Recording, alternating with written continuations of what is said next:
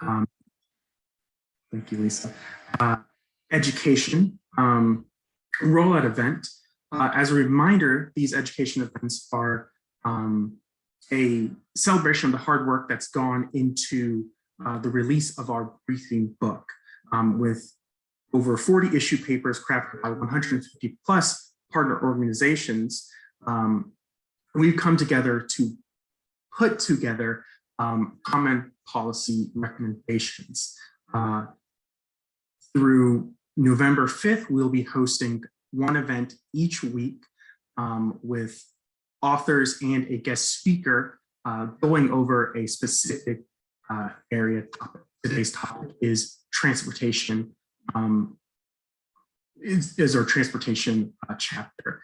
Without further ado, I'll pass it over to our policy expert at VCN, Wyatt.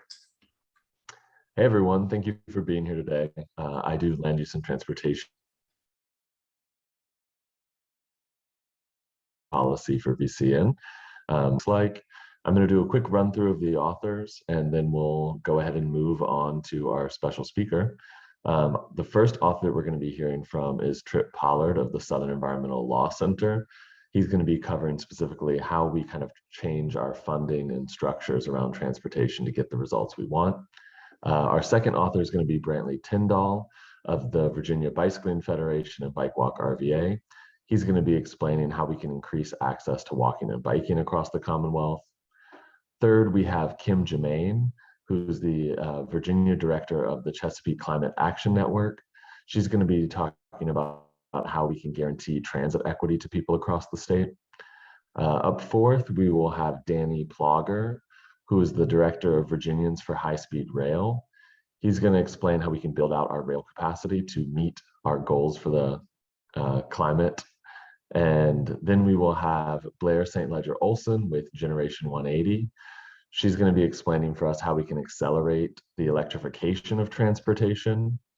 And last but not least, we have Lena Lewis of the Nature Conservancy, who's going to be giving us a rundown of some of the policies that we can deploy to curb our vehicle pollution. And just as a reminder to everyone, we're going to be doing a question and answer section after the show. So if you hear something really interesting that you want to know more about, there will be an opportunity for us to cover it, but we're going to try and get through everyone's material first. And I am very happy to announce our guest speaker, which is State Senator Scott Suravel. And I will gladly pass it over to him. Hey, great, Wyatt, and thanks, and thank you for putting this together. I've often felt like transportation is one of the sort of forgotten pieces of the environmental movement. You know, we're often so focused on energy and air and water and things like that, but we're not really focused on things like transportation. And I think in coming years we'll also be talking a lot about food, but that's for another day.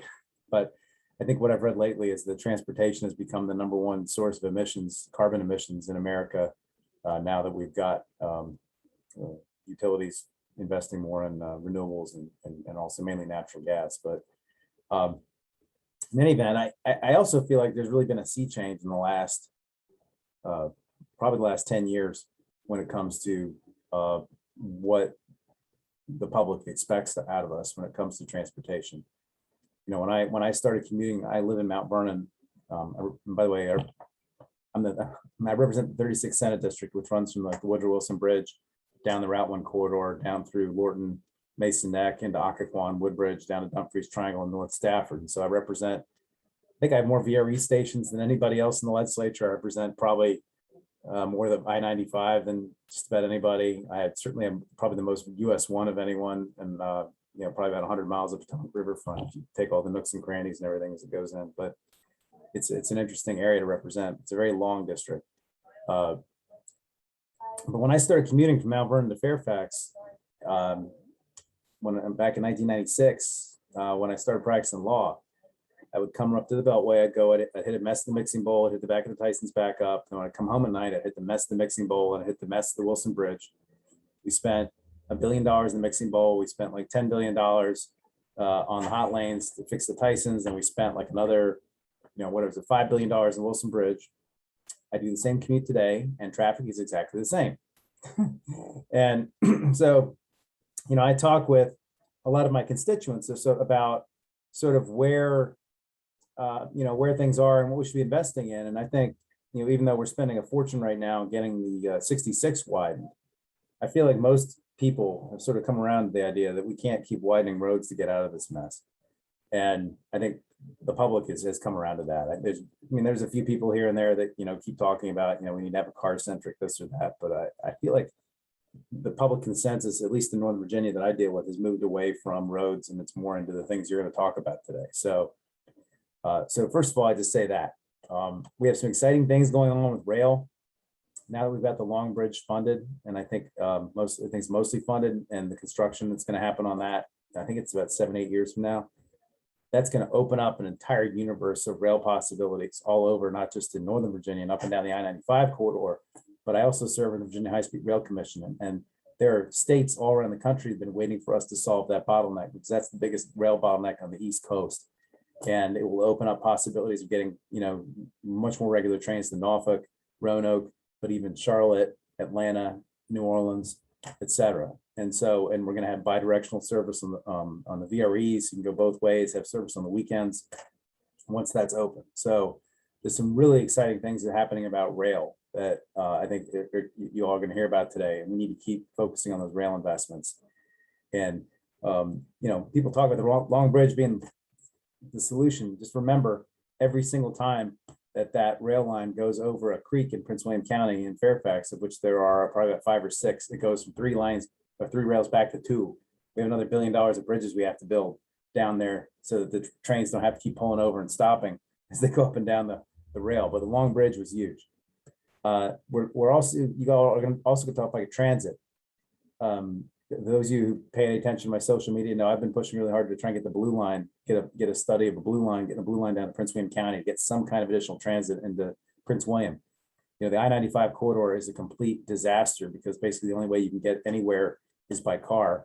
The former Prince William Board of Supervisors never invested heavily in transit. In fact, they were kind of transit hostile. So right now we're talking about how to get the core of the metro. Metro says they can't accept any extensions until we get the core solved. So right now they're talking about building a new line somewhere under the Potomac, somewhere through DC, and actually bringing it back over the Wilson Bridge to sort of open up the metro system to be able to accept more riders than it does right now. So we can extend the yellow line down to Fort Belvoir, the blue line down 95 to try and alleviate some of the pressure and try and get better growth strategies involved, because we have to it can't just be a silver line solution up in Northern Virginia. At least it needs to be bigger than that. So getting real transit solutions funded, planned, funded, invested is huge. Making sure that they're equitable. There's a big affordable housing piece, by the way, making sure we have equitable transit. We need to have affordable housing near transit so that people who need to use transit, the most affordable transportation we have, can afford to live next to it, don't have to take 3 buses to get to the metro or get to a train station. So that's also, I think, part of the discussion. Then, if we're going to have these transit-oriented developments, we have to be better about cyclists and pedestrians and what we call vulnerable users. And we passed the statute a couple of years ago to increase criminal liability for people that injure vulnerable users. But our infrastructure is still just a complete disaster when it comes to being able to safely navigate by either cycling or pedestrians. And I know I'm working on a bill for this session to try and create a special funding stream that would fund bike and ped only projects, real bike and ped projects, not just like a pedestrian island, but bike lanes, like widening road to just do a bike lane, nothing else. Because right now, the only big bike or ped projects that I ever see us do seem to be connected to road widenings. And I think there needs to be a stream of funds that's dedicated only to bike and ped, so we can start making these critical bike and pedestrian improvements unconnected to a road widening.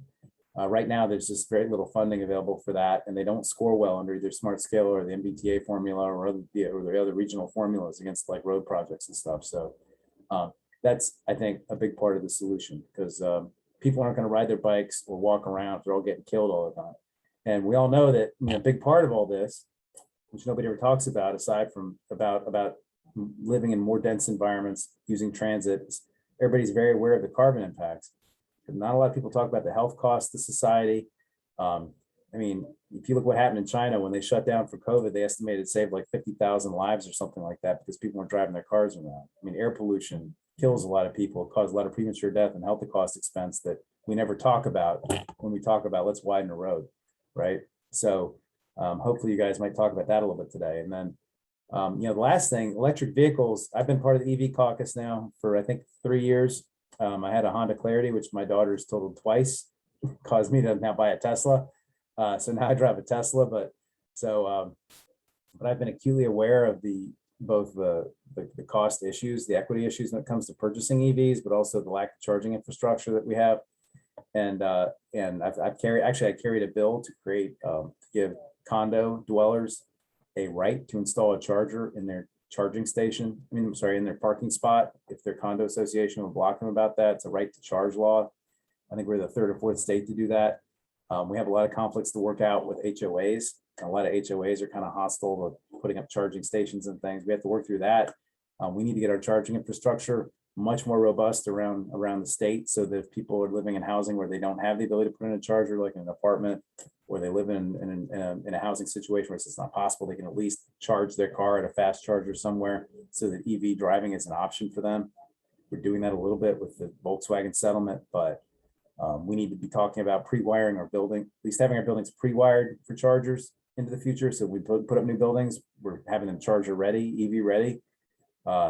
With the bill we just passed last session with the California air standards, you're going to see the cost of EVs start to come down so that everybody can afford them, and not just a used one. They can afford actually a new EV. There's a lot of really exciting cars that are coming out, and while we incentivize auto dealers, it's going to bring the prices down so that everybody can enjoy that technology. And I'm telling you, if you don't have an EV yet, when you buy one, you will never go back. They are wonderful cars. They are way cheaper to drive per mile, and you never have to do anything to them except replace the tires and the brakes and get it aligned every once in a while. But you don't have to worry about timing belts breaking, oil changes, filters, fluids, none of that. They're awesome cars, and they are the future. So a lot of exciting stuff to talk about today as we make Virginia a better place. And I'm excited that you're all focusing on transportation. I think it's a huge part of the environmental conversation going forward, and I'm glad you all are talking about it. Look forward to working with you on it. So I don't know who I'm turning it back to now. Wyatt, back to you. You're turning it back to me. Okay.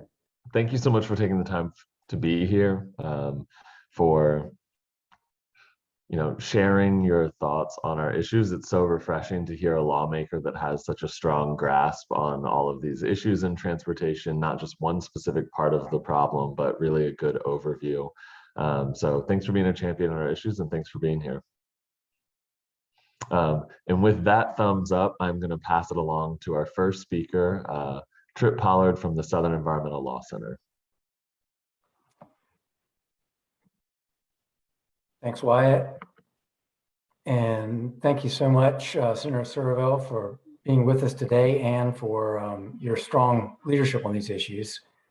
I'd like to give a quick overview of the Transforming Transportation paper in our Common Agenda book.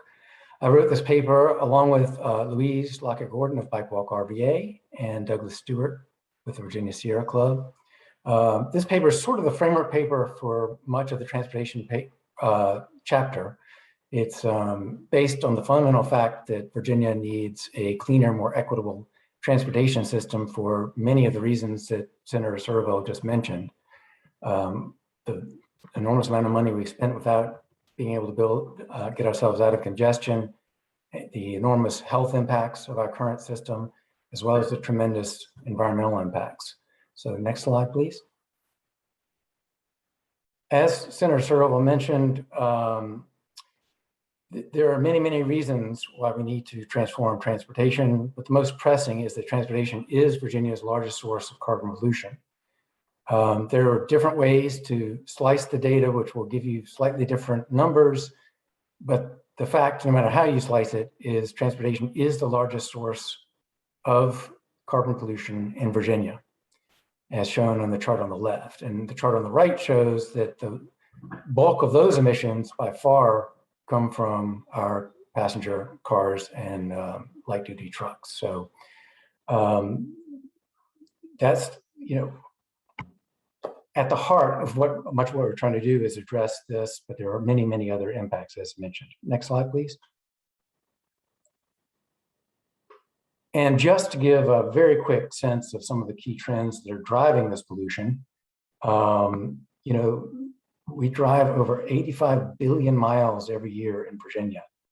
And the amount of miles we drive on, or vehicle miles traveled, or VMT, has been increasing in recent years. As Senator Searle mentioned, there's a number of pedestrians hit and killed by cars, and that is rising. And pollution also has a disproportionate impact on communities of color and under-resourced communities. And then there's just a host of adverse environmental impacts of our current transportation system. So there have been some important recent gains and reforms in transportation in recent years. And we've begun to shift a little bit from just moving cars to thinking about moving people. But we've got a long way to go to change our current transportation system, and it focuses still way too heavily on road building and new construction. It's far too costly for our health, our environment. And in the long run, we also need a much more a cleaner and equitable system. Next slide, please. So here are the policy recommendations from our chapter. First and foremost, money. You gotta be spending money to get a cleaner, more equitable system. We're spending billions of dollars every year in transportation. We just need to redirect where some of that money is going. And what our recommendation is to increase the share of transit, rail, bike, ped funding to 50% by 2030. We're not going to get there overnight, but we need to be bumping that amount up every year. We have increased the amount in recent years, but on our current 6-year plan, still almost 73% of the money goes to roads. So we've got a long ways to go. Second recommendation is to strengthen the fix it first requirement. It's already in state law, but we need to have it be more effective in making sure we're spending more money on maintaining our existing infrastructure before we try to build new ones. Third is prioritizing carbon pollution reduction in all of our transportation planning and funding processes. We talk about the need to reduce carbon in transportation, but when you look at how our systems are structured and our processes today, it's an afterthought, if at all. So among other things, we have to review the climate change impacts of major projects, require all of our state and regional plans to cut emissions and reduce VMT, and increase the weight we give to climate in funding. Fourth is to apply our prioritization standards to all of our regional funding and strengthen environmental review of local and regionally funded projects, many of which today can increasingly sidestep some of our environmental reviews. And then finally, setting a specific goal to reduce statewide vehicle miles traveled. And the goal we've set, which I think, if anything, we need to be even more ambitious, is 20% by 2050. A whole lot of ways you can do that, including stopping destructive highways, giving people better, cleaner choices to driving, and promoting transit-oriented communities. So that's a quick sketch of the policy recommendations in our paper and what we need to transform transportation. Thank you. Wyatt? Thank you so much, Trip. That was a really great overview of how our funding and our structures are not getting us the results that we want. Moving on to another section where we need some better policies to make it more convenient and safe for people to get around. I'm passing it over to Brantley Tyndall of the Virginia Bicycling Federation. Good afternoon, everybody. I have a very short presentation, and I'm happy to give you a quick overview, and I look forward to some of your questions at the end. It's my first time being a part of this process, so thanks for inviting me in. Our paper was written, as you saw briefly on the previous slide, as a partnership with New River Valley Bicycle Association, that was Jen Millian, and Washington Area Bicycle Association, that was Jeremiah Lowry. And you can go ahead and click to the next slide. What do we talk about when we're talking about increasing access to biking and walking? And I love that Senator Servell and Tripp mentioned the percentage of Virginia's greenhouse gas emissions being transportation related. I think if we're going to realize a reduction in those significantly, we need to make sure that investments to increase biking and walking are a significant portion of how people can access transportation. And we need to realize that there are significant barriers to that. Safety is the primary one. In study after study in Virginia and around the country, a majority of people say they would bike more if it were safer, and what they say would make it safer is dedicated infrastructure. Then you have to have some convenience factors. What do you do with your bike? What do you do when you walk to work? How can you transition into multimodal trips with transit and of all kinds of varieties? What do you do if you're in a crash? The General Assembly has considered its contributory negligence policy, which I'll talk about shortly, but inevitably there will be crashes, and what we want to see is a reduction in severity of those crashes, and also that injured parties can get the damages that they're entitled to. And lastly, a number of localities in Virginia have adopted a Vision Zero program, meaning they have committed to a zero traffic fatality result by some future date. And those kinds of commitments at the state level would also be very beneficial for people like Patricia here in Richmond. Next slide, please. So our paper can be summarized into basically 3 categories. We had 5 policies, but they are in generally three categories. We can make investments in safe infrastructure and accessibility. There are a lot of different kinds of infrastructure projects, and I know that Senator Survell mentioned some. Our paper is sort of corroborated with the Trails paper to seek a $20 million Trails budget. The General Assembly last year instituted its first dedicated trail budget of $10 million. And $10 million is a significant investment, and yet it doesn't buy you very much trail. And so we're looking forward to new investments in trails at the state level. Kind of veering away from infrastructure, e-bike rebates are something that have been considered both nationally now. They're part of the national packages being considered in Congress. E-bikes in many ways can replace a car very effectively. One of the major barriers to people using a bike for transportation is, what do you do with your stuff, or can you arrive somewhere sweaty or not? And e-bikes typically are much less expensive than a car. They're much less polluting than a car, and they have many of the advantages of biking, which is convenience and for short trips, carrying even multiple people on them.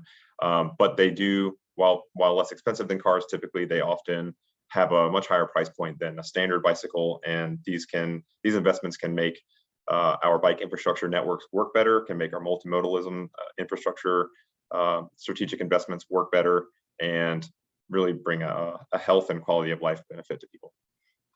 The next category is crash prevention through safer laws, and crash prevention is sort of a placeholder. There's a lot more to accessibility than just crash prevention, but the safety stop is a bill that was considered by the General Assembly last year and is currently in a study led by Virginia State Police. Since the time of the last General Assembly session, that bill or that law has taken effect in 4 or 5 other states around the country, making it almost 10 at this point. Safety stop is allowing a bicyclist to treat a stop sign as a yield sign, given all the right safety conditions. It makes bike riding more efficient and comfortable without having to come to speed up from a complete stop, which is one of the more inconvenient things about riding a bicycle. And it's been shown in studies around the country that it actually decreases crashes. An interesting thing that you might like to know is that DMV data and Virginia State Police analyses of that data show that very few, if really any, fatal bike crashes in any given year in Virginia involve intersections, and very rarely do they involve anything related to avoiding a stop requirement. They're almost exclusively related to driver behavior, and so that's why infrastructure is such an important part of that.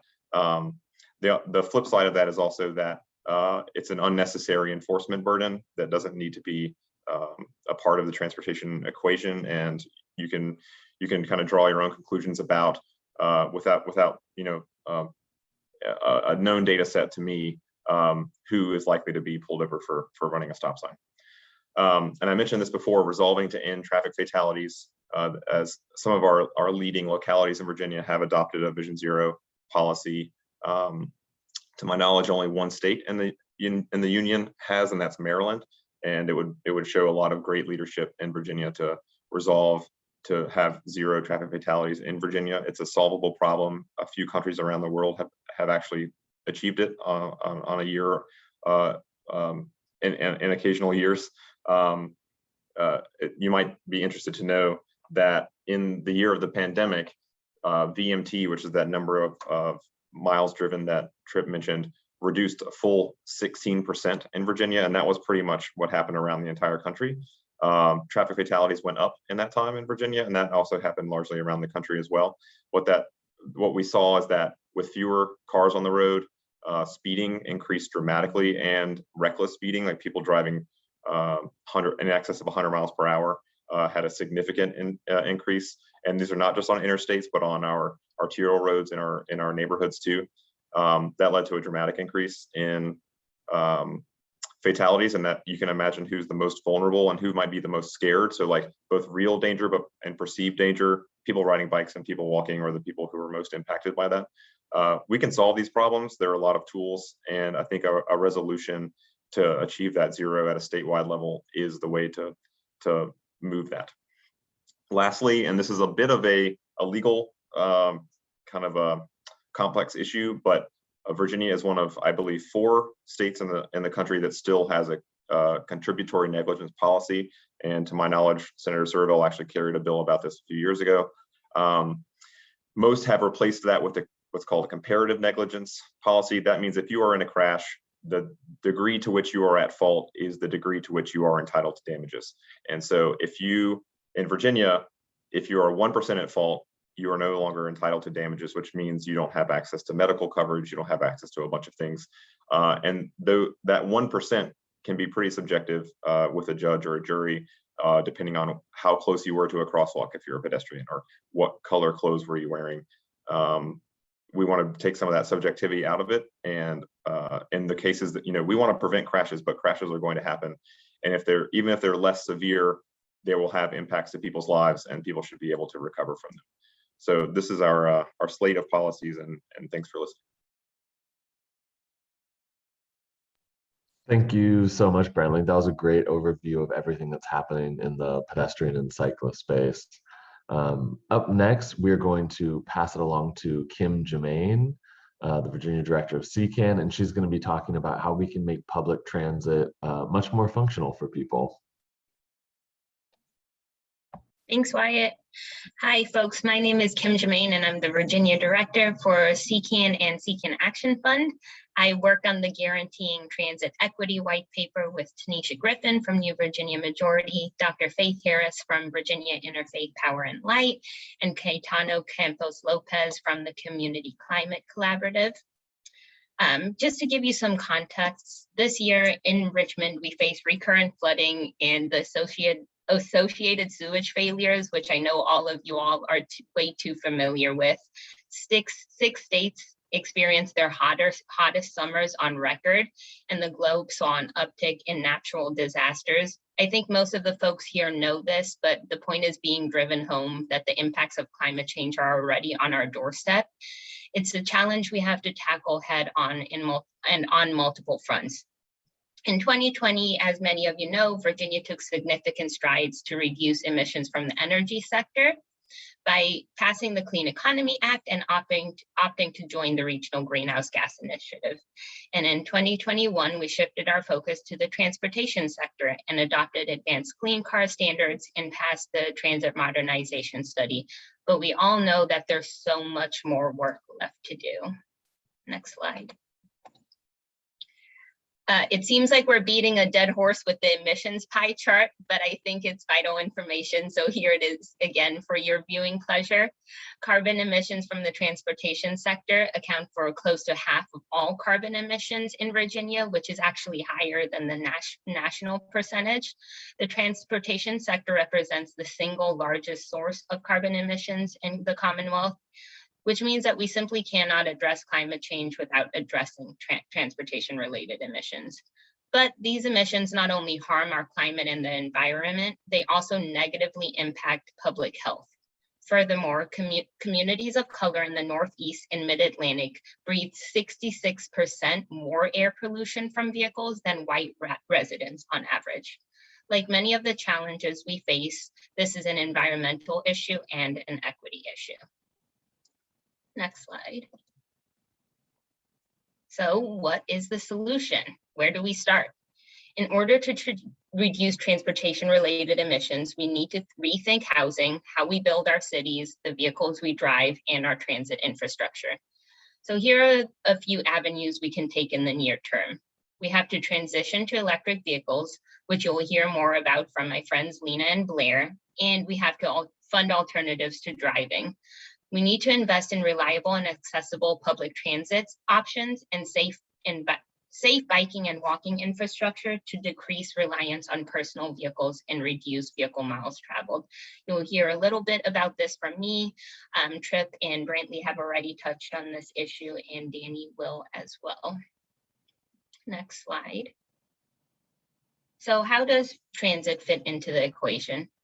Even if the US is able to switch 70 million drivers to electric vehicles, we will still need to reduce vehicle miles traveled by 20% in the next 9 years to meet our climate goals. In order to reduce vehicle miles traveled and transportation emissions and promote equity, we absolutely have to ensure that our transit systems are safe, reliable, and accessible. We need to invest in and modernize our systems so they are optimized for the current users, the people that don't have any other options, and so that they're also viewed as a viable alternative to driving for those who currently rely on personal vehicles. This investment is crucial to our efforts to reduce overall vehicle miles traveled. From increased frequency to benches and shelters to live tracking and zero fare policies, public transportation can become Virginia's top way to get around with adequate funding and investment. Next slide. So these are some of the policy recommendations that were included in this briefing book paper. Many of these recommendations go hand in hand with those presented by Tripp during the Transforming Transportation presentation. And I'll allow you to read some of these, but they include advancing the recommendations from the transit modernization study so that we're filling the gaps in our transit systems and making them more reliable and accessible to everyday folks. We also need to remove the funding cap of 25% on Virginia's zero fare program so that we can continue to fund those programs for an extended period of time and make our transit systems more accessible for low-income communities. And then through executive and legislative action, we also have to champion public transportation as a central strategy to meeting Virginia's climate change mitigation and resilience goals. As I mentioned, we can't just rely on transitioning our electric vehicles, our personal vehicles, which is a vital component, but we'll also just have to get folks out of their vehicles. And then the final recommendation is require VDOT to support the conversion of arterial lanes to dedicated bus lanes to reduce vehicle miles traveled and greenhouse gas emissions. Thanks, y'all, and I'll turn it over to Wyatt. Thank you, Kim. Thank you for that wonderful overview, especially with the transit equity modernization study ongoing, and we're expecting some draft reports in December. A lot of exciting things happening in public transportation. So thank you for covering those for everyone. Up next, we have another place where Virginia's been in the headlines, making a lot of positive growth. We're being seen as the national leader for all of the work that we're doing. So I'm going to pass it off to Danny Plogger to talk about how we're building out our rail capacity in the Commonwealth. Thank you, Wyatt. And I want to start by also thanking my co-authors, Tripp Hollard and David Foster, for helping put our paper together. When talking about transportation, one of the most insightful quotes that I think I've ever seen from a statewide leader was from former Secretary of Transportation Aubrey Lane. And I remember he was asked about his transportation philosophy, and he said that we need to move more people, not more vehicles. And that is a pretty profound statement, and not one that I think very many people, maybe aside from those on the panel or those who are watching today's event, have really given much thought to. A good portion of our decision makers, as the senator kind of alluded to, normally equate cars and people as a one-to-one proposition. But when you take a step back and you see that annually, Virginians use very little of our interstate highway capacity, only about 26%. meaning that most of our interstates are empty about 18 hours a day. And it's easy to realize that every time we add more lanes to I-95 or 64, that what we're just spending an average of about $45 million to ease traffic for the couple hours a day when it's terrible. And that's really what makes the Transforming Rail in Virginia program and everything the Commonwealth has accomplished for rail over the last decade so incredible. Is from the time that Virginia launched our first Amtrak regional train out of Lynchburg in 2009 through 2019, before the pandemic, we had successfully increased our passenger rail service by 31% and increased our ridership by 65% on our Amtrak regional trains. And we also connected about another 2.5 million Virginians with Amtrak service that did not previously have it in their communities. And so when Wyatt said that we are kind of leading the nation, this is one of the ways that we're doing so. And so we talking about the environment every year, our Amtrak regional trains that serve communities across the Commonwealth reduce our vehicle miles traveled, our passenger miles, by about 187 million. They reduce our fuel consumption by nearly 4 million gallons of gas. And they reduce our greenhouse gas emissions, our CO2 emissions, by about 35,000 metric tons. But the game changer really came when Virginia started looking at how do they increase capacity between Richmond and Washington. And the state realized they had really two options. The first was they could spend $13 billion to pave 100 interstate lane miles between Washington and Fredericksburg, and that by the time they got done, it would be worse than when they began. Or they could get the same exact capacity for a third of the cost by adding 6 Amtrak regional trains and 9 Virginia Railway Express commuter trains. So those 15 daily trains equal the same capacity as 100 interstate lane miles. Not to mention that by purchasing over 400 miles of rail corridors and 250 miles of railroad trackage, the Commonwealth can better control our transportation future and our destiny. And so if you've been paying attention to the news, last week, you may have seen that the extension of a new Amtrak train to Richmond's downtown Main Street station. That's just showing that Virginians didn't have to wait a decade for everything to be built and paved to start seeing the benefits from the Transforming Rail in Virginia program, that we ended up with better connectivity and a more environmentally friendly travel option. And the Transforming Rail in Virginia program is amazing. But one of the questions that Tripp and David and I kind of asked ourselves was, what's next? What is the foundation that we're building today for the next Transforming Rail in Virginia program? And what are the policy recommendations that need to come from it? And so first and foremost, one of the things we identified is we need to protect our rail funding, which means that we need to protect all of our transportation funding, as Tripp kind of alluded to. There are folks running for office today who are running on the back of rolling back all of the increased transportation funds that the General Assembly passed in 2020. And passenger rail and transit get nearly 30% of all transportation funding. So any reduction would have a significant impact on our current and future rail program, as well as all these vital metro and transit connections to our stations. Second, we also need to be a little bit visionary. Today, the Department of Rail and Public Transportation is undergoing a study to look at returning east-west passenger rail service along the Commonwealth Corridor, which connects Hampton Roads, Richmond, Charlottesville, Roanoke, and the New River Valley. And so when that study is completed later this year, we're going to have to identify opportunities to advance it towards implementation and operation. And I think that's going to be a huge game changer for Virginia as well. Next, we also need to focus on modernizing our Amtrak stations. It's hard to have the idea of this world-class intercity passenger rail system and still have Amshacks in some of our communities without Wi-Fi or working bathrooms, without locks on doors.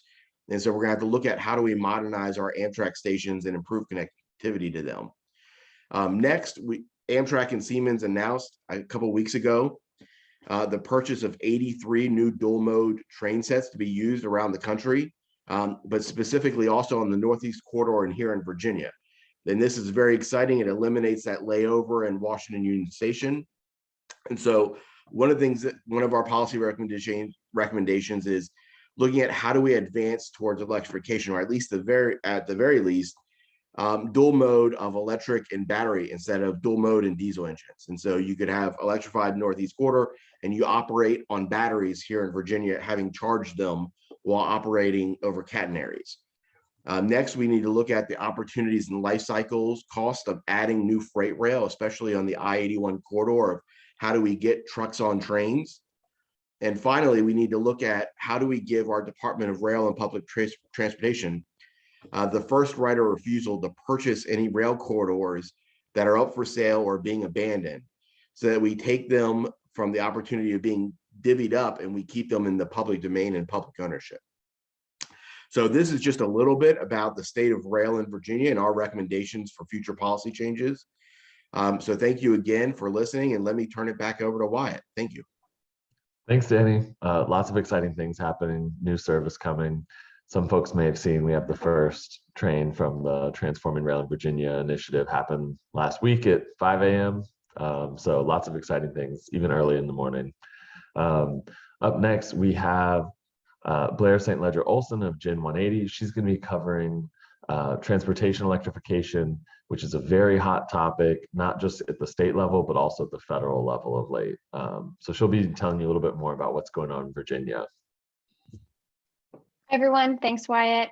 So like Wyatt said, my name is Blair St. Ledger Olson, and I'm the policy lead for the National Clean Energy nonprofit Generation 180. We're based in Charlottesville, Virginia, so Virginia is our home, and we like to pay extra special attention to the Commonwealth whenever possible. This year, I was thrilled to co-author the Accelerating Transportation Electrification paper with Trip Pollard from SELC and Chris Layen from the Virginia League of Conservation Voters. But I also want to give a shout out to Kim Germain and Lena Lewis, who supported this paper and provided key feedback during the writing process. Next slide. Okay, so far today, we've discussed the importance of transforming how we spend our transportation budgets in the Commonwealth, along with the importance of reducing vehicle miles traveled and making forms of transportation that aren't dependent on owning single occupancy gas-powered vehicles more accessible.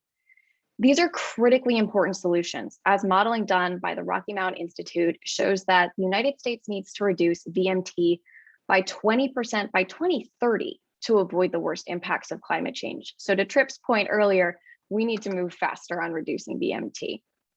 However, even a 20% reduction in our daily 234 million vehicle miles traveled is still more than 187 million vehicle miles traveled on a daily basis. So we need complementary solutions that work together to reduce VMT while also electrifying the rides that remain. Currently in Virginia, less than 1% of the vehicles on our road are electric. So that means we need to accelerate the electrification of the cars, trucks, trains, and buses in the Commonwealth. Next slide. So thankfully, there is already constituent support for policy solutions that accelerate transportation electrification. Preliminary results in a soon-to-be-released report by Generation 180 actually found that 70% of Virginians think it is somewhat important or very important for Virginia to invest in modernizing and electrifying its transportation sector.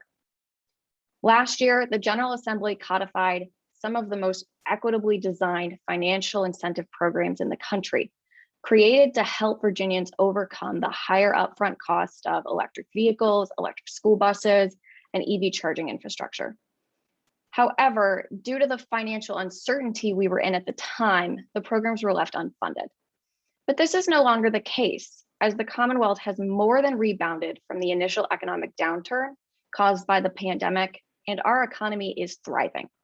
So it's time to fund these programs. And according to our research, nearly 70% of Virginians support state-level electric vehicle incentives like the ones mentioned here. But beyond just making electric mobility options more accessible by funding these types of programs, Virginia can lead by example and begin electrifying its own fleet. Not only will this support the EV market and provide opportunities for staff to get more experience with electric cars, but it will also save our governments considerable amounts of money on maintenance and fuel costs. Reducing VMT and transportation electrification are mutually reinforcing solutions.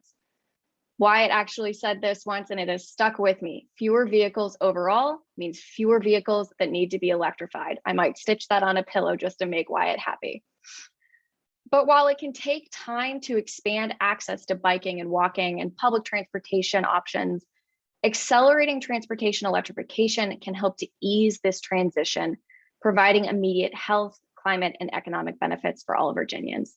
And if you'd like to see more and read the very specific policy recommendations in our paper, I believe Wyatt dropped the link to all of the common agenda papers. Highly recommend you check them out. And I am always here and available to answer any questions or concerns that anyone might have. Thank you, Wyatt. Thank you so much, Blair, both for your presentation and that preview of your embroidery skills that I'm looking forward to. And as Blair mentioned, the link to our common agendas in the chat. You can peruse it at your leisure. It sounded like Senator Survell has already taken a look at it, which is always nice to hear. And as one more reminder before we get to our final speaker, please drop your questions into the chat.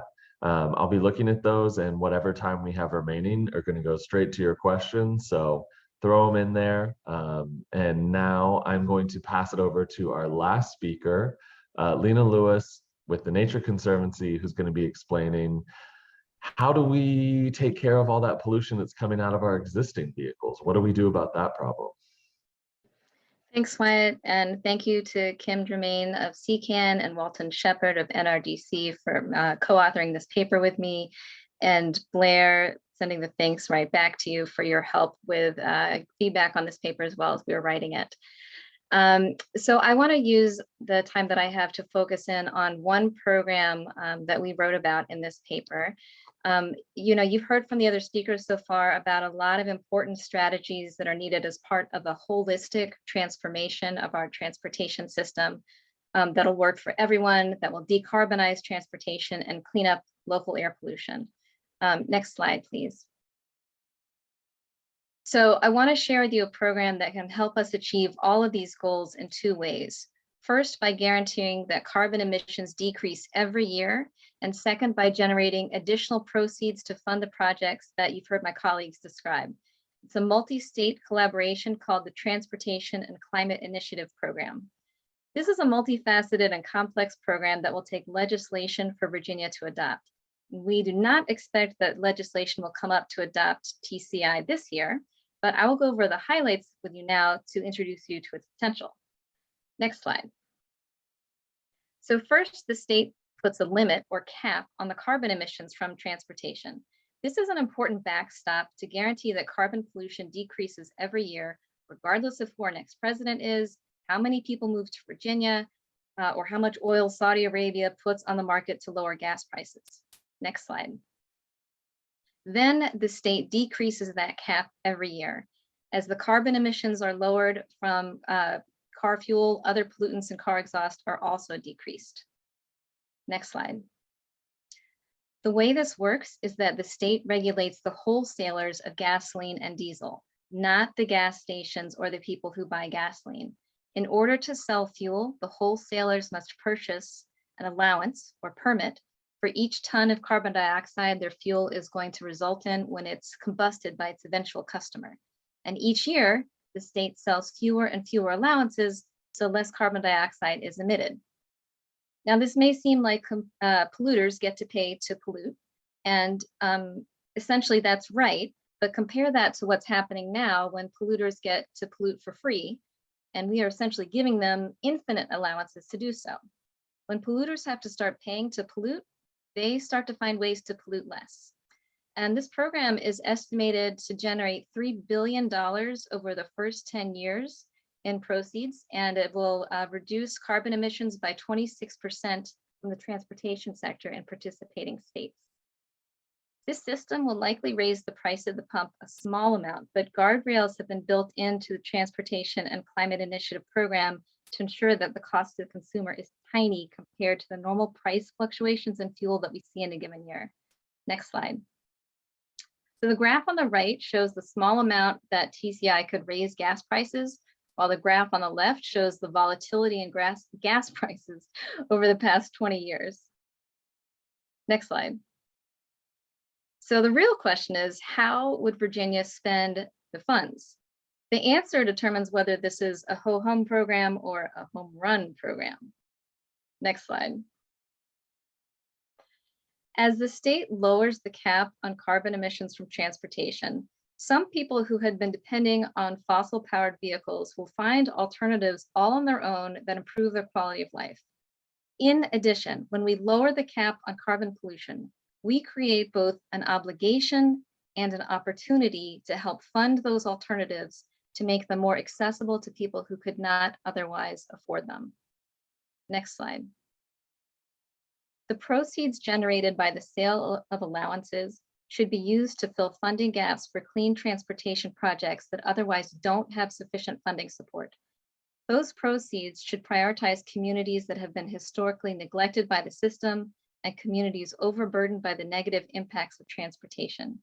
TCI funds could be used to improve air quality in neighborhoods with locally high air pollution, increase access to quality transit, safe biking and walking in communities that haven't received sufficient funding to make that possible, help make EVs accessible to all Virginians. And which of these projects get funded should depend on what communities say that they most need and want. And I will just close by saying that even if and when Virginia does adopt the Transportation and Climate Initiative program, it won't be sufficient. I want to stress what Tripp said at the beginning, that we need to reallocate our transportation dollars away from expanding highways and towards expanding transit and alternative forms of mobility, maintaining and fixing the infrastructure we already have. I'll stop right now so we have a couple minutes for questions. Thank you. Thank you so much, Lena. I'm going to jump straight into the questions. The first one we have says, what transportation projects get funded depends large in part on what projects localities submit for funding. In Fairfax, unfortunately, most of the projects being submitted for funding to Smart Scale and our local transportation authority are road capacity expansions.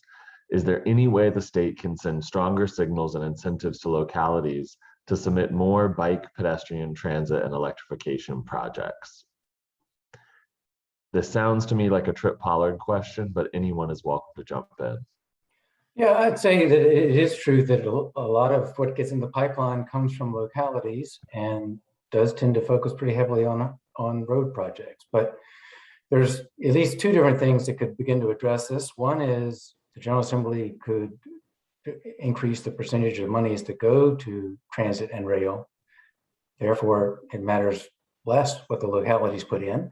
And the other thing is that would help a bit is the ideas Senator Surville mentioned about having a discrete pot of money for additional funding for bike ped projects that tend to get left out. So those are just two quick ways that you could begin to change this, but there's no question this requires not only state changes, but local level changes, especially with the increasing importance of the regional transportation authorities. I see Senator Surville, do you want to answer? Yeah, Tripp got part of it. I mean, I think having a dedicated funding stream is part of it because a lot of the bike ped projects don't compete well under Smart Scale or the NVTA criteria against some of the other projects. But some do. I mean, there's been a couple that have been funded under those funding streams, but you know, a lot of them won't compete. So you have to have a dedicated funding stream. I mean, part of the problem is, for example, in my area, you know, you could build lots of bike lanes, but until the Route 1 corridor has turned into the transit-oriented, bike-friendly environment with multi-use paths and bike lanes up and down both stretches of road, a lot of people aren't going to want to ride their bike to Route 1, and so it's hard to build that into the funding application. It's not going to get used as much until more infrastructure is there, so that you can really see robust results over the long term for it. So, to me, it's getting a dedicated funding stream so that the localities will then fight to compete for it. And I've talked to Arlington, Alexandria, some of the denser jurisdictions that don't want road widenings, they're all for that because they can't really participate as much in the NVTA, the regional funds or Smart Scale, because all they need is like a new metro station or, you know, some other things. So that's a big part. And people just need to go to their local governments and really raise hell about it too. I mean, I just don't feel like this is a big priority to a lot of these local government people. I've been trying to get them to build a bunch of trails in my area for years, and all they tell me is there's no money, but they seem to find money to put in other places or to put in the road. Localities do have their commercial industrial tax that they have discretion on where to spend it, and they deliberately do not spend it on bike or ped all they do is spend it on intersection widenings. So, we need to advocate with them too. Thank you for that wonderful answer. It's always great to hear directly from your representatives.